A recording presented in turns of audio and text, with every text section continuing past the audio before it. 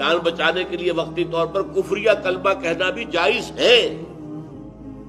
حضرت سمیہ اور حضرت یاسر انہوں نے کوئی کلمہ کفر کہنے سے انکار کر دیا اور ابو جہل نے انہیں شہید کر دیا۔ حضرت سمیہ کو برہنہ کیا ہے بیٹے کے سامنے، بیٹا عمار اسے ایک ستون کے ساتھ باندھا ہوا ہے، اس کے سامنے ماں کو برہنہ کیا، اس نے آنکھوں پہ ہاتھ رکھے، کہا اس نے ابو جہل نے تنگ آ گیا جب کوئی کیا کیسے ستاؤں، جسم کو داغ رہا ہے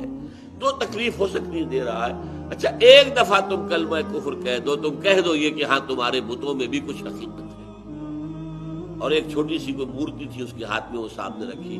حضرت سمیہ نے اس پر تھوک دیا،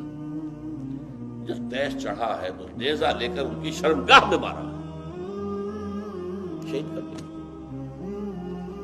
حضرت یاسر ان سے بھی یہی کہا،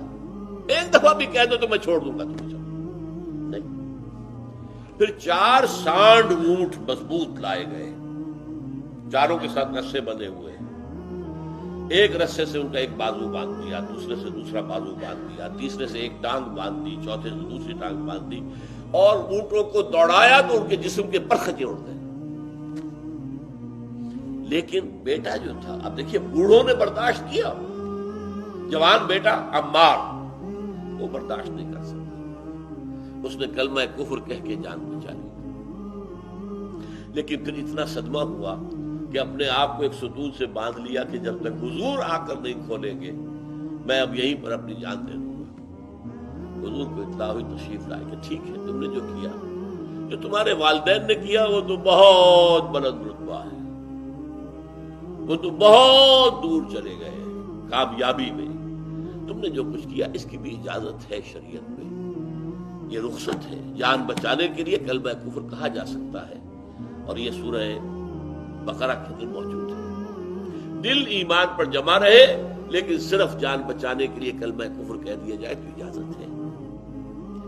لیکن یہ کہ اس میں ڈٹے رہنا، ایمان جتنا ہوگا، جتنا یقین ہوگا کہ اگر اس سے مر جائیں گے تو سیدھے جنت میں جائیں گے، پھر خامخواہ کاہے کے لیے کلمہ کفر کہہ کے جان بچانی ہے؟ یہاں دنیا میں اور دن رہیں گے تو اور ستائے جائیں گے، اور مشکلات آئیں گی، اور امتحانات آئیں گے، اگر آج یہ بیڑا پار ہو جائے سیدھے جنت میں جائے تو اور کیا چاہیے؟ یہ یقین جتنا ہوگا اتنا ہی صبر جو ہے آپ کا قائم رہے گا، استقامت ہوگی۔